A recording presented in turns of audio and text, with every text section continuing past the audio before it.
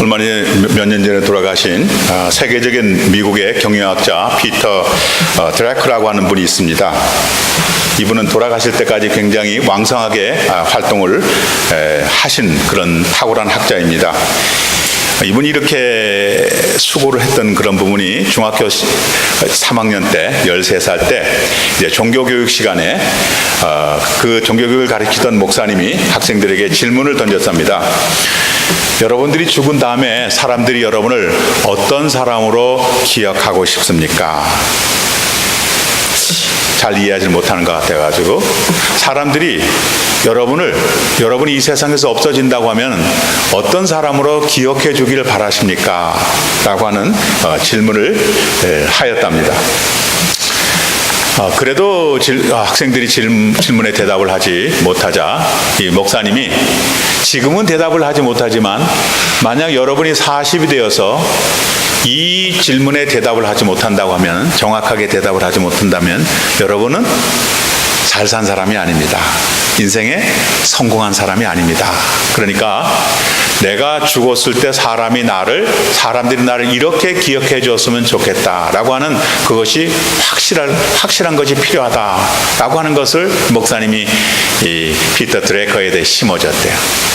그리고 이분은 40이 아니고 90이 넘어서까지 끝까지 죽음 앞에서까지 굉장히 왕성하게 활발하다가 이제 하나님 나라로 가셨는데, 내가 죽었을 때 사람들이 나를 어떤 사람으로 기억해 주기를 바라는가? 저도 여러분에게 똑같이 질문을 하고 싶습니다. 내가 죽은 다음에 나를 아는 사람들, 세상 사람들은 나를 어떤 사람으로 기억해 주었으면 좋겠습니까? 한 가지 더 질문하고 싶습니다. 우리 교회가 부흥을 했을 때 부흥된 교회 교인들이 나로 하여금 부흥에 어떤 기여를 한 사람으로 기억해 주고 싶습니까? 우리 교회가 부흥하는데 어떤 기여를 한 사람으로 생각해 줬으면 좋겠습니까? 바울은 사도행전 13장 22절에서 이제 본문에서 기도를 드리는 다윗을 가리켜서 하나님의 마음에 드는 사람이라고 소개를 합니다. 피시디아 안디옥에서 이제 성공한 사람을 이제 설명을 하면서 그 예로 다윗을 이야기합니다. 이 바울은 다윗이 성공한 원인을 다윗이 하나님의 마음에 들었기 때문이다 라고 소개를 하였습니다. 하나님께서 마음에 드는 다윗을 위대한 왕이 되게 하셨고, 나아가서는 인류를 구원하신 메시아 예수님의 선조가 되게 하셨다고 소개합니다. 예수님은 사람이셨지만 동시에 하나님이셨기 때문에 예수님을 바라보고 예수님을 닮는다고 하는 것은 일반 사람들이 생각할 때 나는 예수님은 우리에게 너무 멀어서 사실 닮기가 곤란해 라고 생각할 수 있을지 모르지만, 그러나 다윗은 우리와 성정이 같고 본질이 죄인이었으므로 다윗을 본받는 것은 나도 다윗을 본받을 수 있겠다라고 생각할 수 있습니다. 하나님께서 다윗을 향해서 이는 내 마음에 드는 사람이라고 표현하셨고, 또 예수님을 향해서는 이 사람은 내가 사랑하는 사람이요 내가 기뻐하는 사람이다 라고 말씀하셨습니다. 그리고 사도행전 11장 24절에서는 성령께서 바나바를 향해서 이 사람은 착한 사람이요 성령과 믿음이 충만한 사람이었다. 그래서 이 사람이 주님께로 많은 사람을 데리고 왔다라고 그렇게 소개를 하셨습니다. 오늘 말씀을 듣는 본인을 향해서 하나님께서 무엇이라고 표현해 주실까요?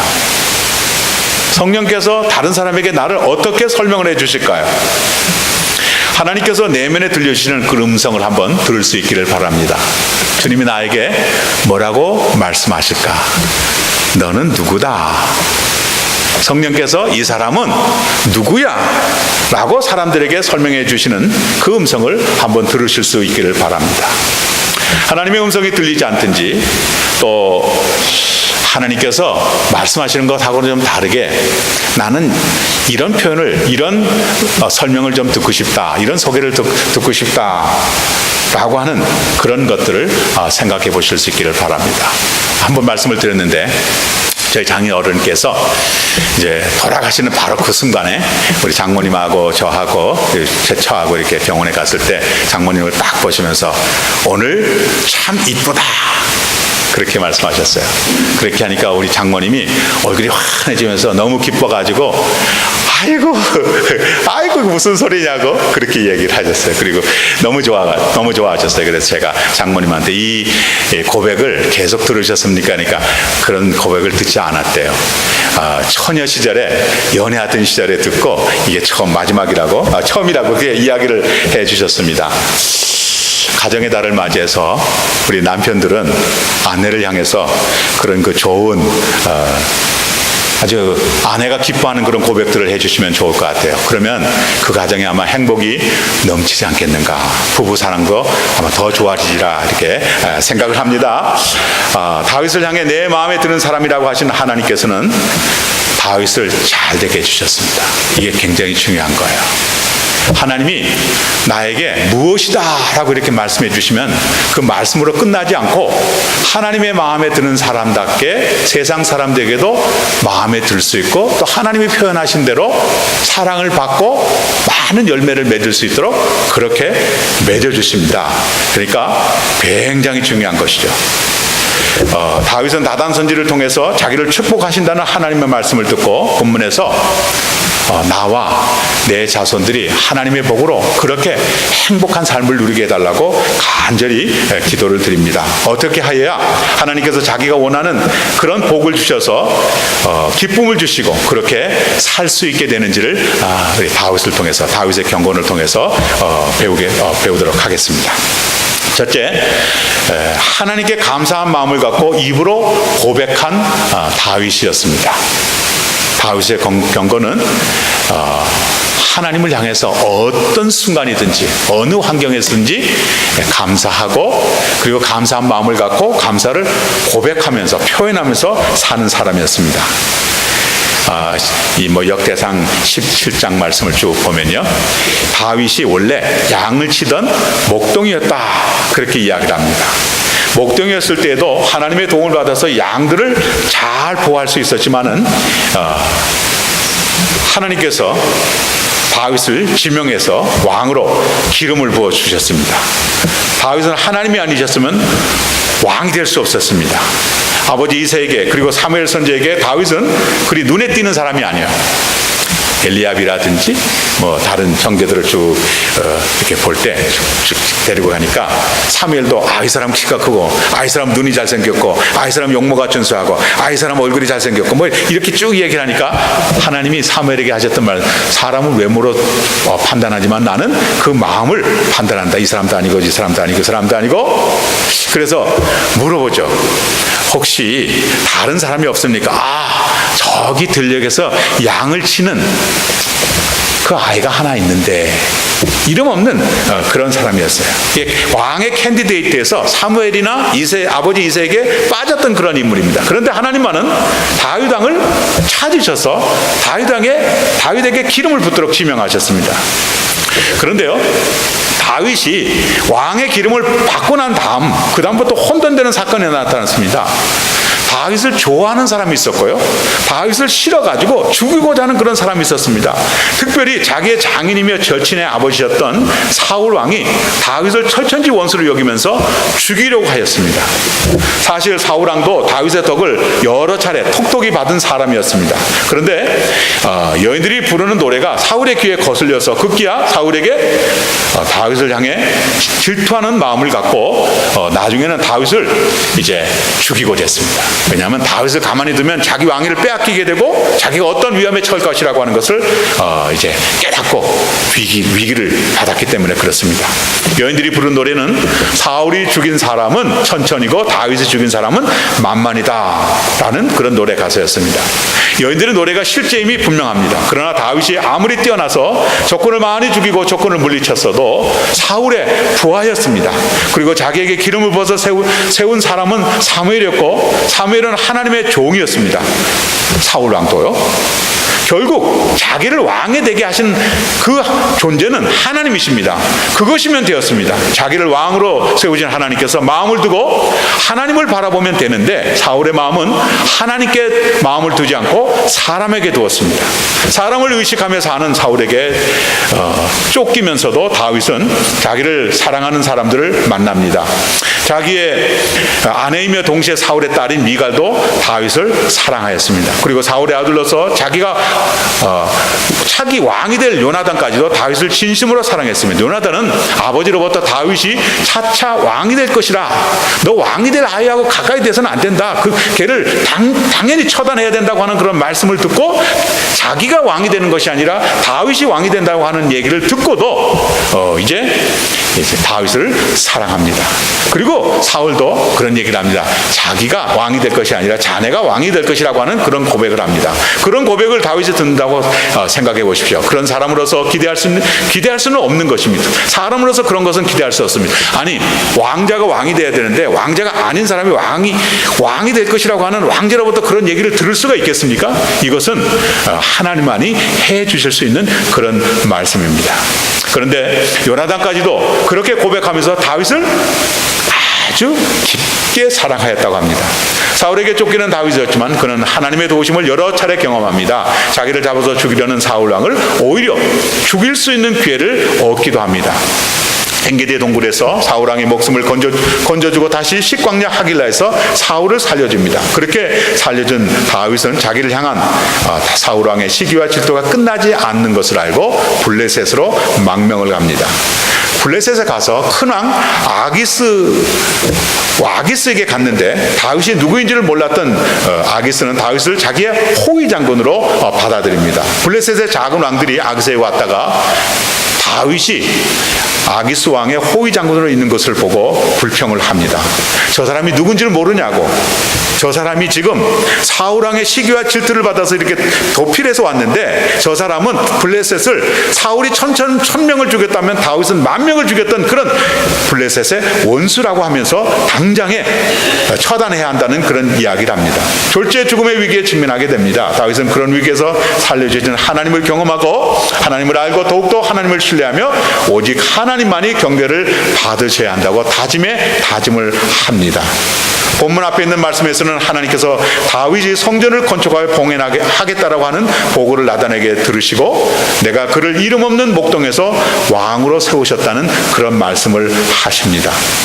이름 없었던 목동이라고 하는 표현은 왕인 다윗의 명성과 위치에 걸맞지 않는 다윗 왕을 오히려 품위를 떨어뜨리는 그런 표현입니다. 다윗은 이런 하나님의 표현을 듣고도 오히려 하나님께서 내가 이름 없는 목동으로 있었는데 나를 불러서 왕으로 세우시고 이렇게 높고 큰 왕으로 세우시렸다고 고백하며 감사합니다. 바울은 고린도전서 15장 10절에서 오늘 내가 나된 것은 하나님의 은혜라고 고백합니다. 물론 최선을 다해서 수고했지만 오늘의 자기가 된 것은 오직 하나님의 은혜라고 하였습니다. 오늘의 자신이 있기까지 많은 사람의 은혜가 있었을 것입니다. 그것을 알고 감사하는 사람을 가리켜서 한국 사람들은 된 사람이다 그렇게 이야기합니다.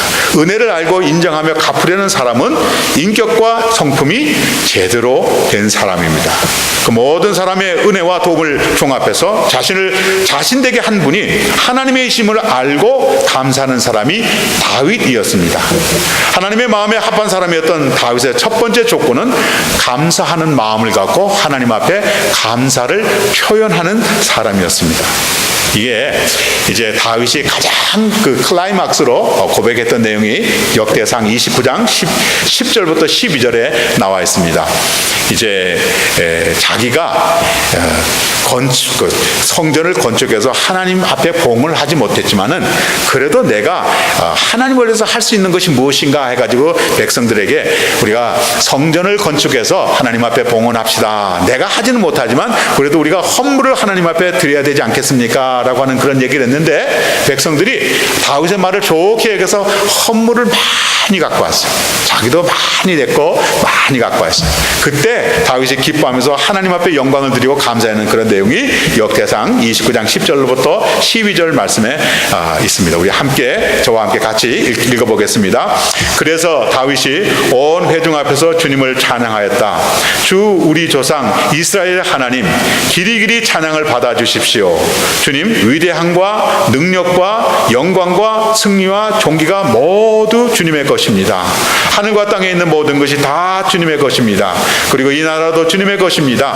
주님께서는 만물의 머리 되신 분으로 높임을 받아주십시오. 부와 존귀가 주님께로부터 나오고 주님께서 만물을 다스리시며 주님의 손에 권세와 능력이 있사오니 사람이 위대하고 강하게 되는 것도 주님의 손에 달렸습니다. 이렇게 이야기를 합니다. 하나님께 그렇게 감사를 표현한 다윗은 자기를 위해 수고한 사람들에게도 사례를 합니다. 그냥 나는 하나님께만 했으면 됐지 그렇게 하는 것이 아니라 자기를 위해서 수고한 사람들에게도 사례를 합니다. 다윗은 그것으로 끝내지 않고 레위인 제사장들을 가장 풍성하게 대접해주고 그들에게 하나님을 최고로 섬길 수 있는 제사를 드리도록 모든 것들을 다 제공했습니다. 나가서는 하나님께서 계실 성전을 봉헌할 계획을 세웁니다. 진정한 감사를 갖고 있는 사람은 입으로 고백을 합니다. 그리고 정성을 다해서 보답하려고 합니다.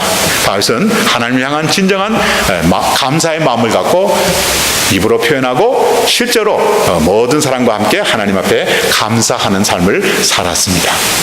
두 번째로 다윗은 주님의 주권을 인정하였습니다. 본문의 배경인 성전 건축과 봉헌, 다윗이 성전 건축을 계획하고 봉헌을 계획하지만은 하나님께서 허락하시지 않습니다. 좋은 것을 주시는데도 좋은 것을 한다고 그랬는데 하나님께서 허락하지 않아요. 다른 말씀을 보니까 다윗은 손에 피를 흘린 사람이기 때문에 하나님의 성전을 짓는데 적합하지 않은 인물이다. 솔로몬이 계속 그런 얘기를 하죠. 그래서 이제 거절하십니다. 그런데도 불구하고 다윗은 그 하나님의 거절을 받아들입니다.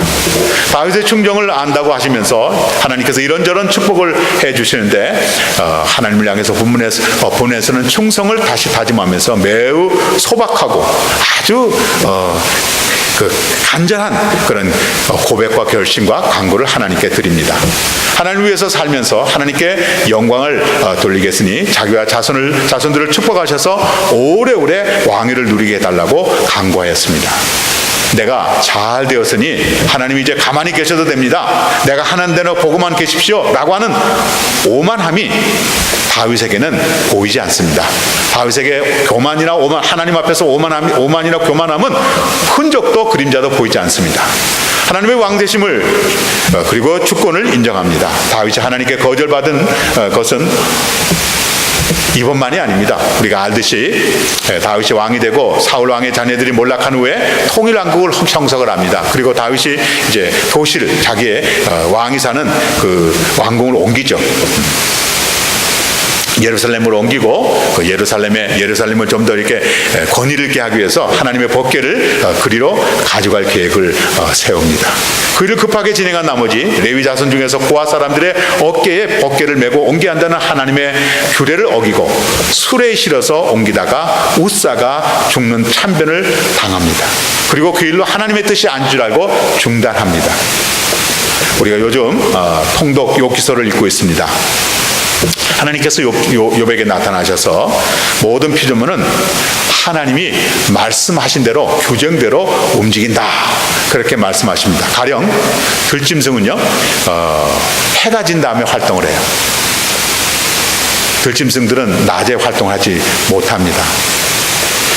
그렇게 해가 진 다음에 활동하는 이유는 하나님께서 그렇게 살도록 만드셨기 때문에 그렇습니다. 파도가 높이 친다고 해도 바다의 해수면이 높다고 해도 어느 만큼 가다가 멈추지 땅을 덮지는 못합니다. 이유는 하나님께서 물이 있어야 할 거리를 제한하셨기 때문이라고 설명을 합니다. 그래서 해안을 덮지 못합니다. 사탄도 마찬가지입니다. 사탄까지도 마찬가지. 그렇습니다. 사탄이 사람을 아무리 위협하고 공격을 해도 하나님께서 허락하지 않으시면 위협하고 시험할 수 없습니다. 욥의 경우를 보니까 하나님이 사탄에게 욥을 칭찬하시죠. 너 다니면서 욥과 같이 믿음 있는 사람이 보았어? 라고 이야기하니까 아이고 하나님, 그가 자기가 받은 게 있으니까 하나님을 믿죠. 다 뺏으면 하나님을 포기할 겁니다. 믿음을 포기할 겁니다. 그렇게 얘기하자 하나님께서 말씀하죠. 그러면 한번 해봐라. 그러나 그의 몸에는 손을 대지 말라라고 하는 조건을 두셨습니다. 졸지에 모든 것을 잃어버리것으로 욥이 하나님에 대한 믿음을 포기하지 않죠. 주님께서 모든 것을 주셨기 때문에 모든 것들을 가져가십니다. 하나님만이 영광을 받으셔야 합니다 라고 하는 그 믿음을 보일 때 또 사탄이 하나님 앞에 가니까 하나님이 봤지? 욥은 믿음이 참 좋은 사람이야. 에이, 하나님 건강이 좋으니까 그렇죠. 건강만 있으면 다시 회복할 수 있지 않겠습니까? 그렇게 얘기하자 하나님이 그래? 그러면 그의 생명에는 손을 대지 마라 라고 얘기합니다. 그렇게 말씀하십니다.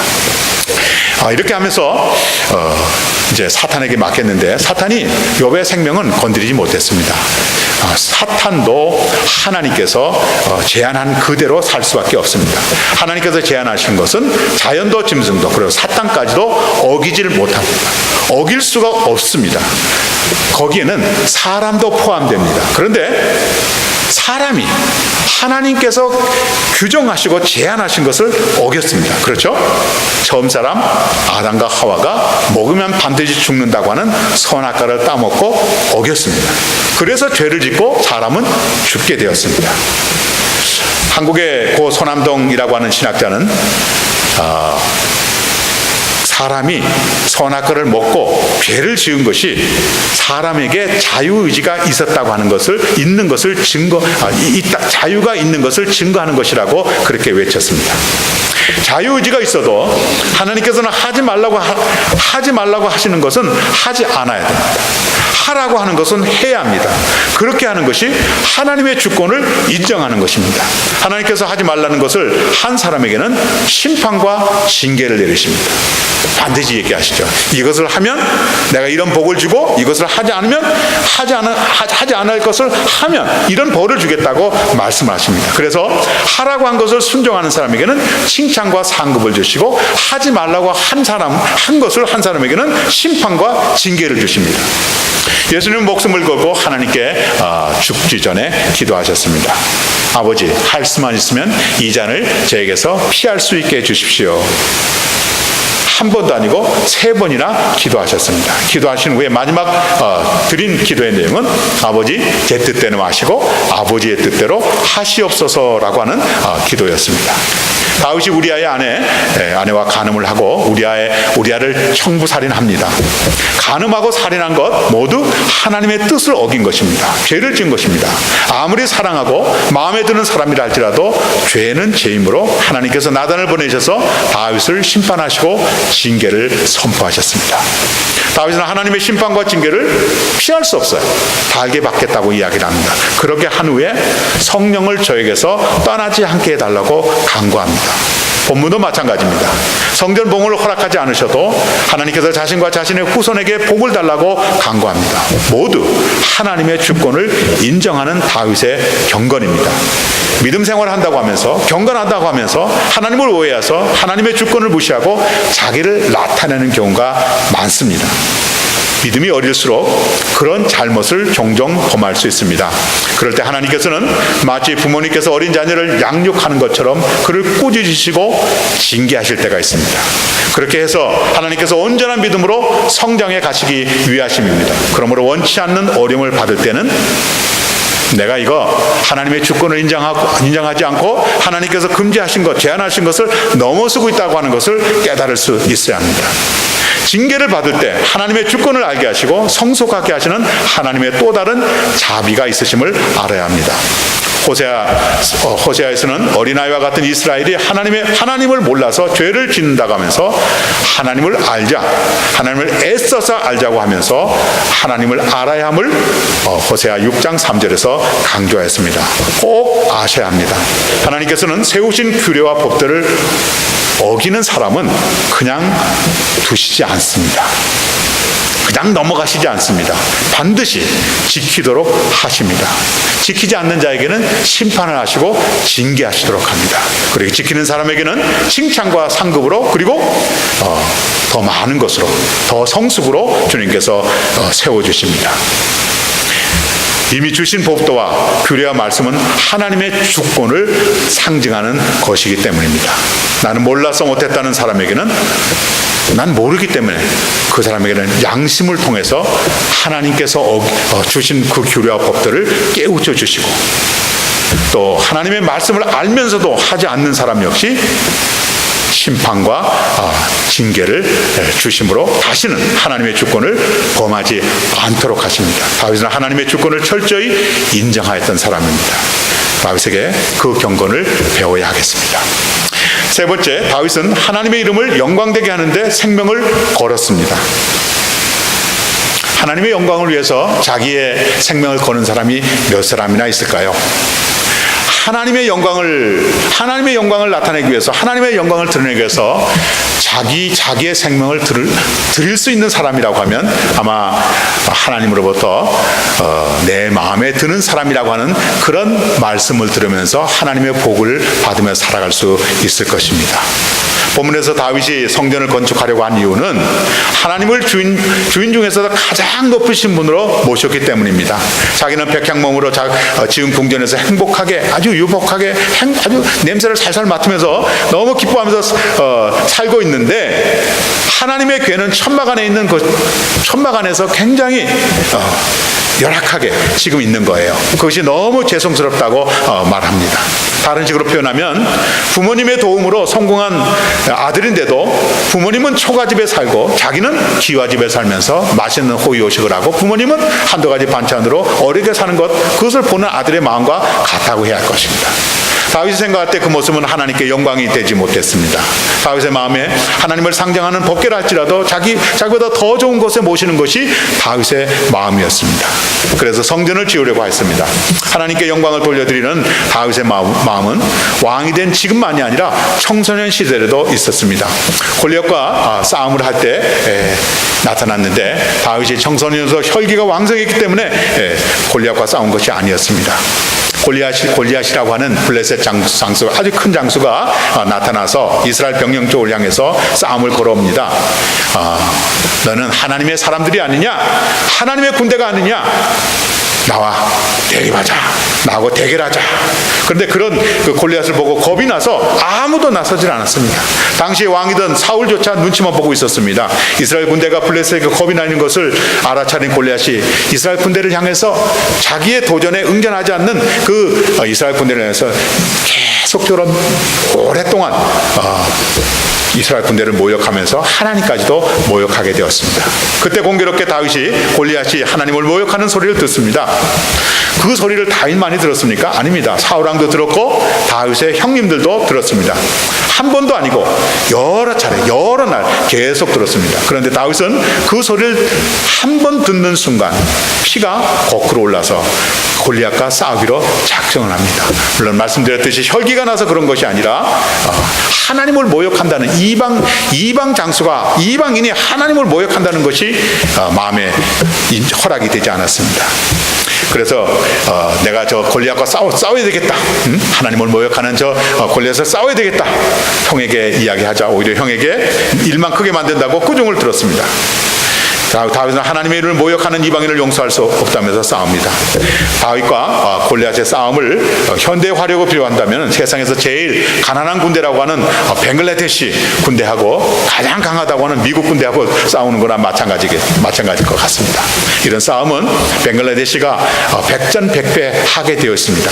하나님의 영광을 위한다고 하지만 다윗이 골리앗을 대항해서 싸우는 것은 당연하게 다윗이 백전백패할 수밖에 없는 그런 싸움이었습니다. 그래서 다윗은 하나님의 이름이 이방 군인에게 모욕을 받는 것이 너무 모욕적이고 불쾌하고 하나님의 영광을 드러내지 못하는 것이라고 알아서 싸워야 되겠다고 합니다.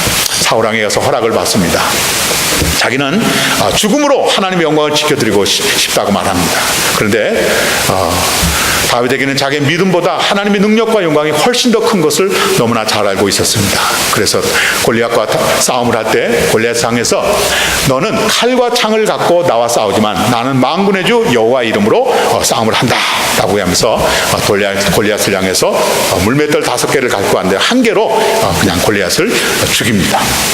하나님의 은혜와 예수님의 사랑을 충분히 경험한 바울은 고린도전서 10장 31절에서 그러므로 여러분은 먹든지 마시든지 무슨 일을 하든지 모든 것을 하나님의 영광을 위해서 하십시오 라고 말씀을 합니다.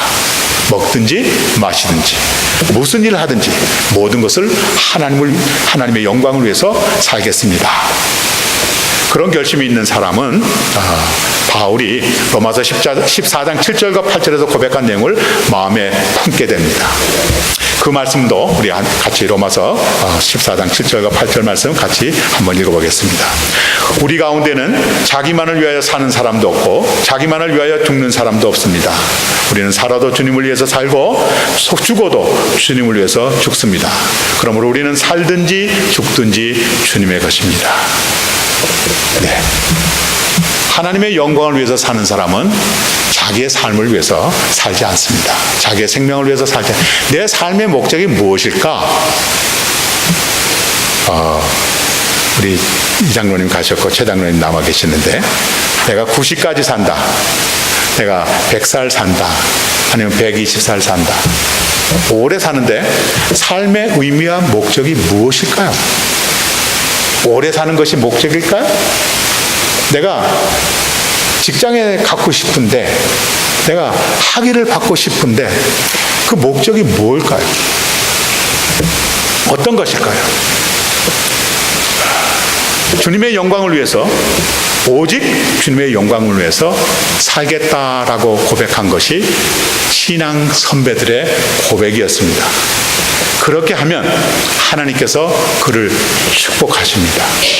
주님의 영광을 위해서 살겠다고 고백하면서 그렇게 살기를 힘쓰고 기도하면 하나님께서 그를 높여주십니다. 그런데 계산적으로 하나님의 영광을 위해서 영광을 위하면 나를 높여준다고 얘기하니까 내가 높일 그런 희망을 갖고 그런 야심을 갖고 하나님의 영광을 높이겠습니다. 그런 얘기가 아니에요. 순서가 잘못된 거예요. 우선순위가 잘못된 거예요. 우선순위를 잘 기억하시면 그냥 나는 죽든지 살든지 먹든지 마시든지 무슨 일을 하든지 내 목적, 내 삶의 의미는 하나님께 영광을 돌리며 살겠습니다 라고 하면 하나님께서 그 사람을 세워주시고 그 사람으로 하여금 하나님의 영광을 위해서 살도록 그렇게 세워주시는데 자기가 잘 되기 위해서 하나님의 영광을 위해서 살겠다 그런 것 아니라고 하는 말씀입니다. 우선순위를 잘 기억하셔야 합니다. 교회사에 보면 위대하게 빛나는 인물들이 있습니다.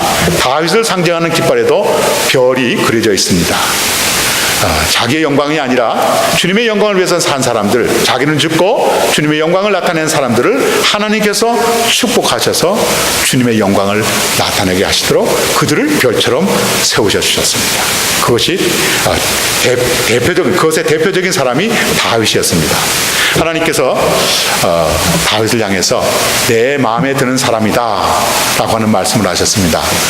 내 마음에 하나님으로부터 자네는 내 마음에 드는 사람이다 라는 말씀을 듣고 싶으십니까? 예수님을 향해서는 자네는 내 사랑하는 사람이고 내가 너를 기뻐한다 라고 하는 말씀을 해주셨습니다. 주님으로부터 자네는 내가 사랑하는 사람이야, 내가 기뻐하는 사람이야 라고 하는 말씀을 듣고 싶어 하십니까? 모든 일에 주님께 감사하십시오. 그리고 주님의 주권을 인정하십시오. 그리고 주님의 주권을 인정하는 사람은 주님의 말씀, 주님의 규례, 주님의 법규 순종하면서 실천하며 사는 사람입니다. 그리고 자기는 죽고 하나님만이 살고 자기는 그저 하나님의 영광만을 위해서 죽기도 하고 살 뿐입니다. 영광을 돌리면서 살고자 결심하시기 바랍니다. 그때 하나님은 내 마음에 드는 사람이라고 하는 말씀을 하시고 우리를 그렇게 살도록 인도해 주실 것입니다. 다윗 이상의 사람이 되시기를 주님의 이름으로 축복합니다. 아멘.